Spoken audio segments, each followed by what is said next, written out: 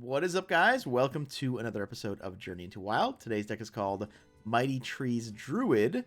Blizzard has been giving us these treant cards over the past few sets. We're kind of doing what they want, albeit in the wild, where we get access to the powerful poison seeds. Obviously, the game plan with this deck is to go wide with treants. What are the big payoffs for doing so? Let's take a look. Mulch Muncher is definitely one, as it can come down for near zero. An 8/8 with Rush is always great at controlling the board. Mulch Muncher happens to be a mech as well, so look for opportunities to combo it with Zeliax for a huge life swing. Goro the Might Tree, the new legendary taunt from Descent of Dragons, is another reason to be treants. This will buff them on the board, and it buffs any future treants that you might play. Tree Speaker is the final payoff for being treants, and it's a pretty big one, turning your 2/2s into 5/5s on the board. Just remember, these 5/5s come into play asleep, and so you're going to need to get the value off the 2/2s before playing this card. Aeroponics is the new Druid draw card, and in this deck, it's pretty much 0 mana draw 2, and makes things run very smoothly. 2 copies of Garden Gnomes are in this deck, so we need 5 mana spells to support this battle cry, and it's going to explain some of the spell inclusions in this deck. Instead of Savage Roar, we have Wisps of the Old Gods. We do have 1 copy of Force of Nature, which is not a great spell, but it is a treant spell, and it is 5 mana or more. Of course, there's Aeroponics. Just watch out, because if you have a Garden Gnomes in play, and you're looking to play the second Garden Gnome, well, the Aeroponic is going to be reduced. It will not be 5 cost anymore. The original version I was running also had Ixalit and Sea Giants. Ixalit is a nice combo with Mulch Muncher, so you can look to include that if you own him. I just ended up cutting the Sea Giants and the Ixalit in favor of more early game plays. We have 1 copy of Tree Enforcements, 1 copy of Dendrologist, and 1 copy of Bees to sort of fill out that early curve. The Brand Bronze Beater in the deck isn't doing anything too crazy, but it generally finds a use. You can curve this 3 into 4 with Garden Gnome or Explodinator, or at any point in the game you can combo this with Shrubadier or something like Tending Tauren. Probably the 2 most important cards in the deck are Poison Seeds and Soul of the Forest. Soul of the Forest gives you nice insurance on minions on the board while also creating treants for all the different synergies. The Poison Seeds is pretty dead in a lot of matchups where you don't need to kill big minions, so look for opportunities to get small value out of it, whether it's turning 1/1s into 2/2s that are also treants, which further fuel cards like Mulch Muncher and Aeroponics. Alright, I'm going to leave you guys with some gameplay. Make sure to tune in tomorrow. The extended video will be online. I will see you guys next time. Versus Gul'dan. Your soul shall be mine. Class is in session.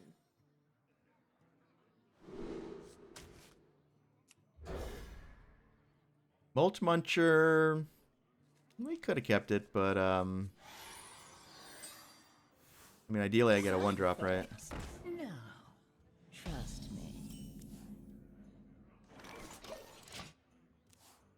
So what are we doing? Next turn we can play Shrubadier or coin Bees and deny him some of the life gain, have 2 1/1s left over. See, the issue with playing this is he value trades on the 1/1, and then I'm kind of forced to trade these 1 for 1.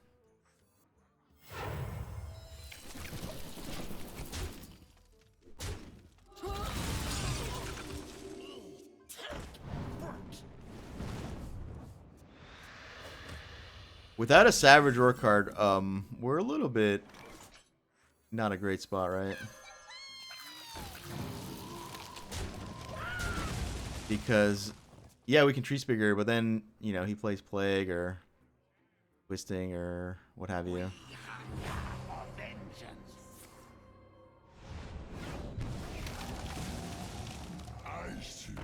This is definitely a combo deck, right? Such wondrous flora.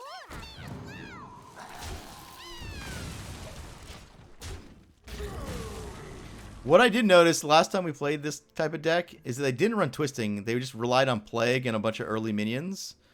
So once we see both Plagues, I think they're out of clears, but we'll see. I mean, Defile is like a really big clear against me regardless.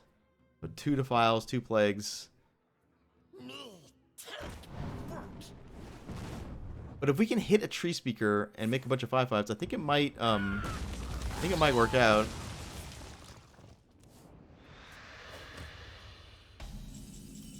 That was a really good draw, because now we have a play with this thing. Whispering Woods.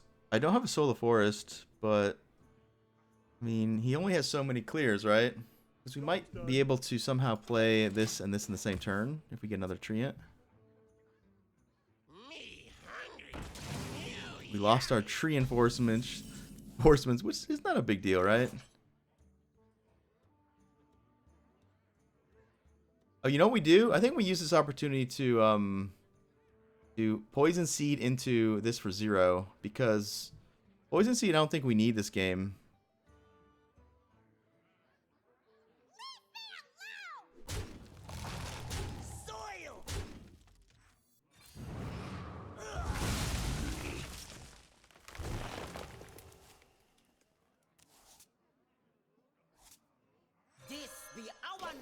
Go ahead and play that. It turns on Defile, but if he wants to use the Defile on this board, I think we're fine with that. Next turn we have Guru into Force Aid over and over.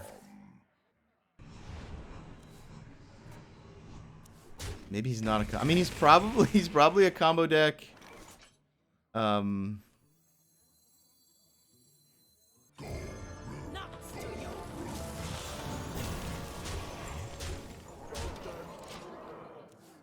With just Void Caller and Void Lord. So this can kill the Void Lord.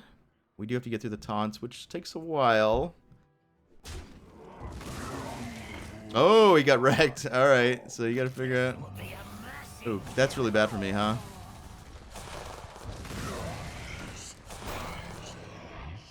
It stopped. I guess it's good that it stopped.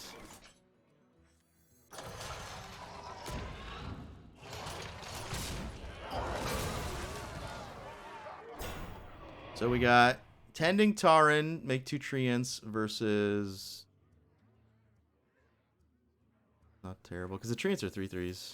The Earth Mother was busy. The Godfrey makes a good hit. But he does kind of need to get rid of the 8/5, right? So that's not an amazing hit. He drew that. I noticed you drew that, brother. Well, I drew that, to be fair.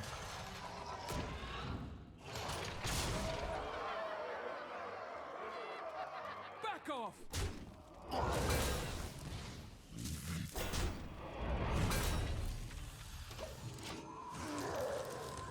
I guess I should have killed this off. Yeah, that was a mistake.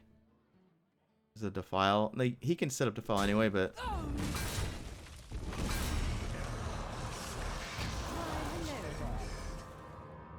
Alright, he gave me some emotes earlier, so only fair. We give it back to him. Give him the sass. What is up, guys? Thanks for making it to the end of the video. You've gone this far. Help the channel out. Go a little bit further. Like the video. Comment below. And if you haven't already, of course, you need to subscribe to the channel.